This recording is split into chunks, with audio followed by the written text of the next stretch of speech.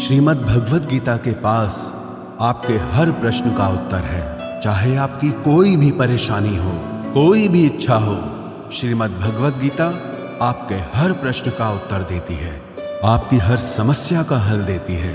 चाहे वो परेशानी आपके मन की हो या धन की हो या आपके शरीर की हो या आपके रिश्तों की हो, आपको अपनी हर समस्या का उत्तर श्रीमद् भगवद गीता में जरूर मिलेगा। आज हम उसी श्रीमद् भगवद गीता के ऐसे 11 अनमोल उपदेश आपको बताएंगे जो आपकी पूरी जिंदगी बदल देंगे। बस आप इन बातों को वीडियो के अंत तक ध्यान से सुनिए। जो भी व्यक्ति इस वीडियो को अंत तक सुनेगा उसे अपनी जिंदगी, उसे अपनी हर परेशानी का हल अवश्य मिलेगा। उसे अपनी जिंदगी में जो कुछ भी चाहिए वो उसे जरूर मिलेगा। श्रीमद् भगवद गीता का सबसे पहला उपदेश यही है कि कोई अगर आपका अपना है या कोई आपसे बड़ा है तो उसका अपने प्रति गलत व्यवहार कभी भी सहन नहीं करना चाहिए। ये गीता का उपदेश हमारी जिंदगी से भी जुड़ा है। हम भी अपने मन की अधिकतर तकलीफों को ये सोचकर जिंदगी भर सहते रहते हैं कि ये तो मेरा अपना है, ये तो मेरा बड़ा है, इसको हम कैसे कुछ कह सकते हैं। हम अगर नहीं सहेंगे, कुछ कह देंगे तो हमारे रिश्ते ही खराब हो जाएंगे, हमारे रिश्ते ही समाप्त हो जाएंगे। पर सोचने की बात यह है कि उस व्यक्ति को आप अपना कैसे मान सकते हैं जो आपकी तकलीफों की वजह हो।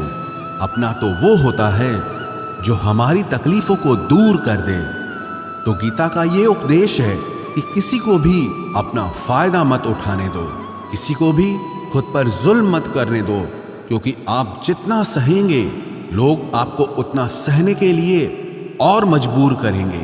गीता का पहला अध्याय जिसका नाम अर्जुन विषाद योग और दूसरा अध्याय जिसका नाम सांख्य योग है, उसके आरंभ में अर्जुन ने श्री कृष्ण के आगे अपना दुख प्रकट किया है कि हे केशव, मैं कौरवों से कैसे युद्ध कर सकता हूं? ये सब तो मेरे अपने ही हैं। मैं कैसे भीष्म पितामह और द्रोणाचार्य से युद्ध करूंगा, क्योंकि वो दोनों मेरे पूजनीय हैं। इसलिए इन गुरुजनों को मारने से तो अच्छा है मैं भिक्षा के अन्न को खाकर अपने जीवन का गुजारा करूं। और जिन कौरवों से मैं युद्ध करने जा रहा हूं वो सब धृतराष्ट्र के पुत्र मेरे भाई ही हैं, मेरे अपने ही हैं। इन सबको मारने से अच्छा है कि मैं सन्यासी बन जाऊं। तो श्री कृष्ण ने अर्जुन से कहा कि यहां कौन अपना है और कौन पराया है। जो अधर्म करता है उसके साथ युद्ध करना तुझे मोक्ष और मुक्ति देगा। तू अपने इस मन के मोह को त्याग दे, नहीं तो सारा जग तेरी निंदा ही करेगा, तुझे डरपोक कहेगा। बात अपने पराये की नहीं है, बात धर्म और अधर्म की है, बात सही और गलत की है। अगर तू गलत को सहेगा, उसका अंत नहीं करेगा, तो गलत करने वाले को और बल मिलेगा, वो और भी गलत करेगा। इसीलिए मन के मोह को त्याग करके तू युद्ध कर। महाभारत की एक और कहानी भी है। जब अर्जुन के पुत्र अभिमन्यु की युद्ध में मृत्यु हो जाती है तब अर्जुन बहुत दुखी होता है, रोने लगता है। वो श्री कृष्ण से कहने लगा कि मेरा पुत्र अभिमन्यु मर गया है, मैं ये दुख बिल्कुल भी सहन नहीं कर सकता, मैं भी अपने आप को समाप्त कर लूंगा। फिर भगवान श्री कृष्ण उसे आत्माओं के लोक में लेके गए, जहां अभिमन्यु आनंद से बैठा हुआ था, क्योंकि उसने क्षत्रियोचित व्यवहार किया, इसलिए उसे उत्तम पद की प्राप्ति हुई। जब अर्जुन अभिमन्यु के पास रोते रोते पहुंचा, अपने पुत्र को देखकर अर्जुन बहुत प्रसन्न हुआ। उसे गले से लगाकर कहने लगा कि हे पुत्र, तेरे बिना तो मैं जी ही नहीं सकता, मैंने तो अपने जीवन की आशा का ही त्याग कर दिया है। तो अभिमन्यु कहने लगा कि आप कौन हैं? अर्जुन बोला, मैं तेरा पिता हूं, तू मेरा पुत्र है अभिमन्यु। तो अभिमन्यु कहने लगा कि कौन पिता कौन पुत्र, मेरे हजारों जन्म हुए हैं, किसी जन्म में आप मेरे पिता बनते हैं और किसी जन्म में मैं आपका पिता बनता हूं। आत्मा का न कोई माता होता है न कोई पिता होता है। जब अर्जुन ने देखा कि मेरा पुत्र मुझे पहचान भी नहीं रहा तो उसका सारा मोह खत्म हो गया। इसलिए गीता के इस उपदेश को ठीक से समझ लो कि यहां कोई अपना पराया नहीं है। जो बुरे वक्त में तकलीफ के वक्त में हमारा साथ दे, सिर्फ वही हमारा अपना है, बाकी सब पराए हैं। गीता का दूसरा उपदेश यह है कि जो चला गया है कभी उसका दुख मत करो, और जो आने वाला है उसकी बिल्कुल भी चिंता मत करो। जब महाभारत का युद्ध चल रहा था तब अर्जुन ने श्री कृष्ण से कहा कि अगर यह युद्ध हुआ तो करोड़ों लोग मारे जाएंगे। जो सैनिक और योद्धा इस युद्ध में मारे जाएंगे उनकी स्त्रियों का क्या होगा, समाज कैसे आगे बढ़ेगा। और भी बहुत सी बातें अर्जुन ने विस्तार से कही हैं। तो भगवान श्री कृष्ण ने कहा, अशोच्यानन्व शोचस्त्वम प्रज्ञावादांश भाषसे गतासून अगतासूंश्च नानुशोचन्ति पंडिताः। श्री कृष्ण बोले, हे अर्जुन, तू बड़ी बड़ी ज्ञानियों जैसी बातें करता है, लेकिन जो सच में ज्ञानी होता है, वो जो लोग मर चुके हैं, जा चुके हैं या एक दिन जाने वाले हैं, उनकी चिंता नहीं करता है, उनका दुख नहीं करता है। तेरे हाथ में कुछ भी नहीं है, तू चाहकर भी कुछ कंट्रोल नहीं कर सकता। जीवन और मरण ये तो प्रकृति की नियति है। इसीलिए जो ज्ञानी होता है वो किसी के मरने पर भी रोता नहीं है। ज्ञानी जन ना ही बीते हुए कल का शोक करते हैं और ना ही आने वाले कल की चिंता करते हैं। इसीलिए जो होने वाला है वो होकर ही रहता है, और जो नहीं होने वाला है वो कभी नहीं होगा। ऐसा निश्चय जिसको समझ में आ जाता है, जिसकी बुद्धि में आ जाता है, उसे कभी कोई चिंता नहीं सताती, कोई दुख नहीं सताता। हमारे सारे दुखों का कारण ही यही है। या तो हम जो वक्त गुजर चुका है उसे सोच सोचकर परेशान होते रहते हैं, या भविष्य की चिंता कर करके खुद को बीमार कर देते हैं, नष्ट कर देते हैं।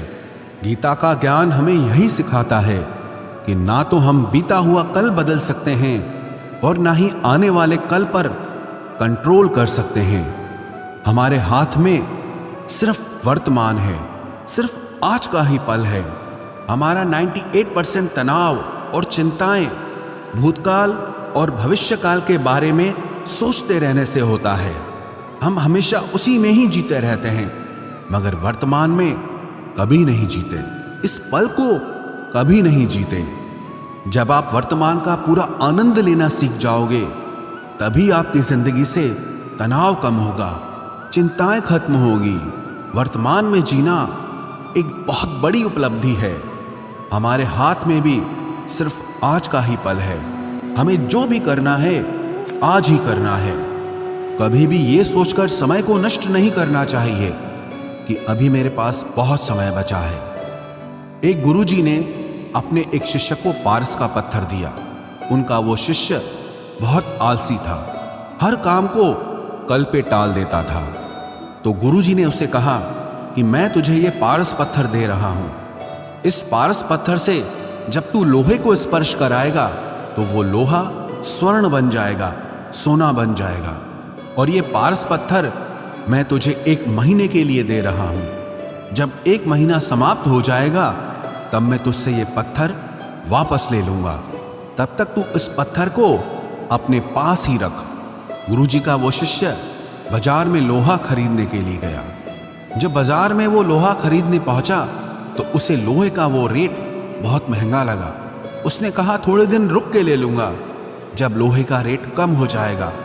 पर उसकी बुद्धि में ये बिल्कुल नहीं आया कि इस लोहे को मैं सोना बनाकर बहुत अधिक धन बना सकता हूं। लेकिन उसके मन की सुस्ती, उसके मन का आलस्य, उसकी वजह से उसने उस काम को कल पे टाल दिया। ऐसे ही करते करते पूरा महीना समाप्त हो गया। फिर गुरुजी उस शिष्य के पास आ पहुंचे कि बताओ तुमने कितना सोना बनाया। शिष्य बोला कि मैंने तो अभी सोना बनाना शुरू भी नहीं किया। तो गुरुजी ने कहा मुझे मेरा वो पारस पत्थर वापस चाहिए। शिष्य बोला कि नहीं, मुझे थोड़ा वक्त दीजिए, मैं थोड़ा सोना बनाना चाहता हूँ। गुरुजी ने कहा कि ये पारस पत्थर पूरा 1 महीना तेरे पास था, पर तू कुछ नहीं कर पाया, लेकिन अब समय समाप्त हो चुका है। ऐसे ही ये हमारा जीवन है, हमारी जिंदगी है, और ये समय ही पारस पत्थर है। हम समय के एक एक पल से अपने जीवन को सोना बना सकते हैं, लेकिन हमें ये लगता है कि हमारे पास बहुत समय बचा है, एक दिन जिंदगी को जी लेंगे, एक दिन जिंदगी में खुश हो जाएंगे, लेकिन वो दिन कभी नहीं आता और हम जिंदगी भर भागते रहते हैं, चिंता करते रहते हैं, दुखी होते रहते हैं, लेकिन जिंदगी को जीना, खुश रहना हम भूल जाते हैं। इसलिए गीता का ज्ञान हमें यह सिखाता है कि आप आज में जीना सीखो, इस पल में जीना सीखो। गीता का तीसरा उपदेश यह है कि मौत से डरना बिल्कुल व्यर्थ है। श्री कृष्ण ने गीता में कहा है कि यह संसार मृत्यु लोक है। जिसका भी जन्म हुआ है वो एक दिन जरूर मर जाएगा। जिसका आरंभ हुआ है उसका अंत अवश्य होगा। हम इसे रोक नहीं सकते। जैसे हम रोज कपड़े बदलते हैं, वैसे ही हमारी आत्मा नया शरीर धारण करती है। मृत्यु सिर्फ इस जीवन का एक नया आरंभ है, इस जीवन का अंत नहीं है। आत्मा कभी नहीं मर सकती और ना ही उसे कोई मार सकता है, लेकिन मौत का डर मनुष्य को सबसे ज्यादा लगा रहता है। मौत का दुख भी इंसान को सबसे ज्यादा होता है। एक पेड़ में दो पक्षियों का जोड़ा रहता था। उन दोनों को एक दूसरे से बहुत प्रेम था। उन्होंने साथ जीने मरने की कस्में खाई थी। एक दिन वहां एक शिकारी आया और उसने एक तीर चलाकर वहां पेड़ पर बैठे मादा पक्षी को मार दिया। तो वो अकेला नर पक्षी रोने लगा कि मैं तुम्हारे बिना कैसे जी पाऊंगा। तुम्हारी जगह मेरी मृत्यु आ जाती, मेरा जीवन तुमको मिल जाता। वो रो रो के बहुत विलाप करने लगा। इतने में ही उस शिकारी ने दूसरा तीर चलाया और उस नर पक्षी को भी मार दिया। वास्तविकता में ये कहानी हमारी ही है। हम भी रोते रहते हैं जब कोई मरता है तो, लेकिन हमें ये नहीं पता कि एक न एक दिन हमारा भी जीवन समाप्त हो जाएगा। हम भी उसी मृत्यु के पेड़ पे ही बैठे हैं, लेकिन शरीर का मिटना हमारा अंत नहीं है। श्री कृष्ण ने अर्जुन से कहा कि हे अर्जुन, तेरे और मेरे अनंत जन्म हुए हैं। तुझे कुछ भी याद नहीं है, लेकिन मुझे सब याद है। जो व्यक्ति इस सत्य को समझ ले कि मैं यहां इस संसार में कुछ समय के लिए आया हूं, उसकी जिंदगी के सारे झगड़े, सारे दुख, सारी चिंताएं ही समाप्त हो जाएंगी। जब इस संसार से जाना ही है तो दुख किस बात का। पहले के जमाने में साधु महात्मा लोग पैदल यात्रा करते थे। यात्रा करते करते वो एक नगर में पहुंचे। वो महात्मा बहुत थक चुके थे। उस नगर में उन्होंने एक महल देखा और उन्होंने उस महल में जाकर विश्राम करने का सोचा और वो महल में जाकर सो गए। जब उस महल में वहां का राजा पहुंचा तो अपने पलंग पर उस महात्मा को सोता देखकर बहुत हैरान हो गया। राजा उस महात्मा से पूछने लगा कि तुम मेरे महल में कैसे घुस आए और मेरे बिस्तर पर सो रहे हो। महात्मा कहने लगा, ये तुम्हारा महल है? मुझे तो लगा ये धर्मशाला है। तो राजा ने कहा, आपको मेरा महल धर्मशाला कैसे लगा? तो महात्मा ने राजा से प्रश्न किया कि तुमसे पहले इस महल में कौन रहता था? तो वो राजा बोला कि मुझसे पहले मेरे पिता यहाँ पर रहते थे और उससे पहले मेरे दादाजी यहाँ पर रहते थे। तो महात्मा ने फिर प्रश्न किया कि क्या तुम इस महल में हमेशा रहोगे या तुम्हारे बाद कोई और रहेगा? तो राजा कहने लगा कि मेरे बाद मेरा पुत्र इस महल में रहेगा। तो महात्मा राजा से कहने लगे कि जिस जगह पर रहने वाले बार बार बदल जाते हों उसे घर कैसे कह सकते हो? वो तो धर्मशाला ही है। इसीलिए तेरे महल को धर्मशाला समझकर मैं इसमें रात बिताने के लिए आ गया। धर्मशाला जान जग को, जीव सब मेहमान है। मोह किससे मत करो, सब स्वप्न का सामान है। यदि हम भी इस बात को समझ लें कि हम यहाँ कुछ समय के लिए आए हैं, आनंद करने के लिए आए हैं, खुश रहने के लिए आए हैं, तो हमारे सारे दुख ही समाप्त हो जाएं। जब हम अपना मोह यहाँ जमा लेते हैं, अपना दावा यहाँ जमा लेते हैं कि ये मेरा है, इसे मैं छोड़ नहीं सकता, इसके बिना मैं जी नहीं सकता, तो हमारा जीवन दुखों से भर जाता है। इसलिए जीवन में मृत्यु का भय त्याग करके जीवन का प्रतिपल आनंद लेना चाहिए। गीता का चौथा उपदेश, मन और विचारों को कंट्रोल किए बिना जीवन में कभी शांति और सुकून मिलने वाला ही नहीं है। अर्जुन ने श्री कृष्ण से कहा कि मेरा मन सही गलत सब कुछ जानता है, फिर भी मेरे विचार और मेरा मन मुझसे कंट्रोल नहीं होता। मैं जो करना चाहता हूं वो कर नहीं पाता हूं। और जो नहीं करना चाहता हूं वो मेरा मन मुझसे जबरदस्ती करवाता है। इसीलिए मैं बेचैन हो गया हूं, मुझे शांति प्राप्त नहीं हो रही। तो श्री कृष्ण ने अर्जुन से कहा, उसके लिए तुझे अपने मन और विचारों से डिटैच होकर अपने मन और विचारों को सही दिशा में ले जाने की प्रैक्टिस करनी होगी, अभ्यास करना होगा। और ये एक दिन का काम नहीं है। जब तक तू अपने मन और विचारों की गुलामी का त्याग नहीं करता, तब तक तुझे जीवन में कभी शांति नहीं मिलेगी। एक राजा था, वो बहुत बेचैन और परेशान रहता था। एक दिन वो अपने गुरुजी के पास गया और उनसे कहने लगा कि मेरा मन बहुत बेचैन है, मैं बहुत परेशान हूँ, मैंने पूरे संसार को जीत लिया है, सब कुछ है मेरे पास, पर मैं खुश नहीं हूँ, मेरे मन में सुकून नहीं है, शांति नहीं है। तो गुरुजी ने राजा से कहा कि तुम्हारे नगर में अगर कोई ऐसा व्यक्ति है जिसने सुकून को प्राप्त कर लिया है, शांति को प्राप्त कर लिया है, तुम उसका एक बार कुर्ता पहन लो तो तुम्हारे जीवन में भी शांति आ जाएगी। राजा बहुत प्रसन्न हो गया कि ये तो बहुत आसान काम है। वो अपने राजमहल में आया और राजसभा में वो सबसे कहने लगा कि आप लोगों में से जो भी शांत हो चुका हो, जिसे सुकून मिल गया हो, वो अपना कुर्ता मुझे दे दे। वो बदले में जितना भी धन मांगेगा मैं उसे दे दूंगा। सब लोग एक दूसरे का मुंह देखने लगे। पैसों का लालच आया, लेकिन सबको एक दूसरे की सच्चाई पता थी, क्योंकि किसी की जिंदगी में भी शांति और सुकून नहीं था। सब अपना सर झुकाकर वहां पर खड़े हो गए। फिर उस राजा ने पूरे नगर में ढिंढोरा पिटा दिया कि जिसे भी शांति प्राप्त हो चुकी हो, सुकून प्राप्त हो चुका हो, वो मेरे पास आकर अपना कुर्ता दे दे। वो जितना कहेगा उससे उतना ही धन दिया जाएगा। लेकिन एक भी व्यक्ति ऐसा नहीं मिला जिसे शांति प्राप्त हो चुकी हो।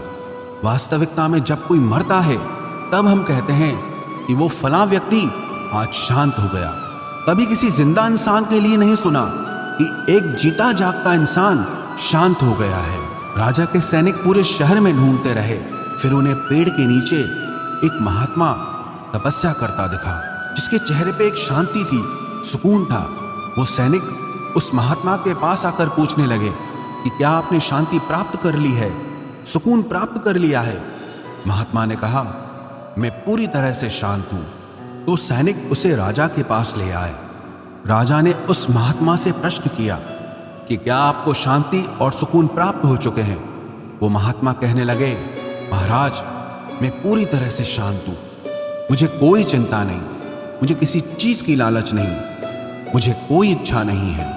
तो राजा भी बहुत प्रसन्न हो गए कि आखिर वो व्यक्ति मिल ही गया जिसे शांति की प्राप्ति हो चुकी है, जिसे सुकून प्राप्त हो चुका है। तो राजा उस महात्मा से कहने लगे कि हे महात्मा, आप कृपया करके अपना कुर्ता मुझे दे दीजिए, बदले में आप जो मांगेंगे मैं आपको दे दूंगा। वो महात्मा कहने लगे कि महाराज, सुकून और शांति तो मुझे मिल चुके हैं, लेकिन क्या करूं, मेरे पास कुर्ता ही नहीं है पहनने के लिए जो मैं आपको दे सकूं। जब राजा ने उस महात्मा की ये बात सुनी कि इस महात्मा के पास कुर्ता भी नहीं है पहनने के लिए, उसके बाद भी ये महात्मा एकदम शांत है, इसके जीवन में सुकून है। मैं सारी जिंदगी धन को जोड़ने में लगा रहा, दुनिया जीतने में लगा रहा, लेकिन मुझे शांति नहीं मिली, सुकून नहीं मिला, क्योंकि शांति और सुकून बाहर की चीज नहीं है, अपने भीतर की चीज है। इसीलिए जब तक कोई व्यक्ति अपने मन और विचारों को कंट्रोल नहीं करता, तब तक उसके जीवन में सुकून और शांति नहीं आती। और गीता का उपदेश हमें यही सिखाता है कि जीवन में शांति चाहिए तो मन को शांत करना सीखो। गीता का 5वां उपदेश यह है कि वासना, क्रोध और लालच सर्वनाश का कारण है, नरक का द्वार है। जिस भी मनुष्य में ये 3 अवगुण होते हैं, वो हमेशा दूसरों को दुख पहुंचाकर अपने ही सुख और स्वार्थ की पूर्ति करता रहता है। किसी भी चीज की हद से ज्यादा वासना करना और क्रोधी स्वभाव होना और मन में लालच होना उसके जीवन के सुख को समाप्त कर देते हैं, उसके सारे रिश्तों में जहर भर देते हैं। इन्हें नरक का द्वार इसीलिए कहा गया है क्योंकि जिस इंसान में अत्यधिक क्रोध है, लालच है, वासना है, उसका पूरा जीवन जहर से भर जाता है। उसको मरने के बाद नहीं, जीते जी यहीं पर नरक का दर्शन होता है। गीता का छठा उपदेश यह है कि सब भगवान एक ही हैं, कोई छोटा बड़ा नहीं है। सब एक परब्रह्म परमात्मा के अलग अलग रूप और नाम हैं। श्री कृष्ण ने गीता के 10वें अध्याय विभूति योग में बताया है कि जितने भी जगत के देवी देवता हैं वो सब मेरी ही विभूति है। मैं ही शिव हूं, मैं ही इंद्र हूं, मैं ही यक्षराज कुबेर भी हूं, मैं ही अग्निदेव हूं, देवताओं के गुरु बृहस्पति भी मैं हूं, समुद्र भी मैं ही हूं, अक्षरों में ओम भी मैं ही हूं, काल का महाकाल भी मैं ही हूं, सारे जगत का नाश, उत्पत्ति और पालन करने वाला भी मैं ही हूं। श्री कृष्ण ने अर्जुन से कहा कि मेरी विभूतियों का कोई अंत नहीं है, इसलिए सब भगवान, सब नाम, सब देवता मेरे ही रूप हैं। इसीलिए तो किसी भी देव या ईश्वर में कभी भेद बुद्धि मत करना, कभी किसी को छोटा बड़ा मत समझना।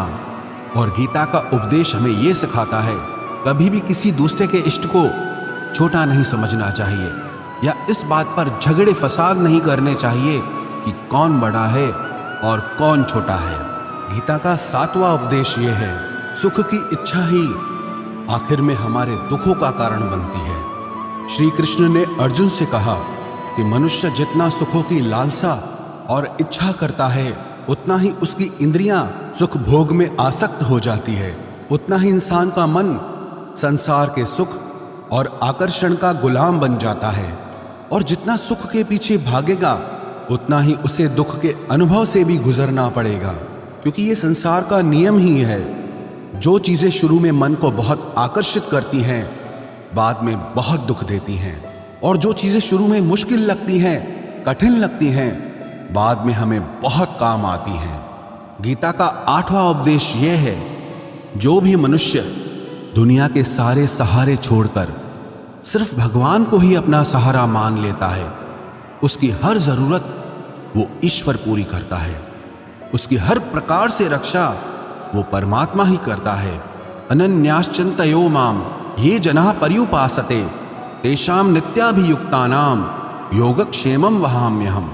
जो भी व्यक्ति मुझे ही अपना सहारा मानता है उसका योगक्षेम मैं वहन करता हूँ। योगक्षेमं वहाम्यहम् अर्थात जो चीज नहीं मिली है उसकी प्राप्ति कराना उसका नाम योग है, और जो चीज जीवन में मिली हुई है उसकी रक्षा करना उसका नाम क्षेम है। तो श्री कृष्ण कहते हैं जो मुझ पे डिपेंड हो जाते हैं उनको जो चाहिए वो मैं जरूर देता हूँ, और उनकी हर प्रकार से मैं रक्षा भी करता हूँ। गीता का 9वां उपदेश यह है कि इस संसार में हमारा कुछ भी नहीं है। गीता सार में आपने कई बार सुना होगा कि तुम्हारा क्या गया जो तुम रोते हो, तुम क्या लाए थे जो तुमने खो दिया, तुमने क्या पैदा किया जो नष्ट हो गया, तुमने जो लिया यहीं से लिया, जो कुछ भी दिया यहीं पर दिया।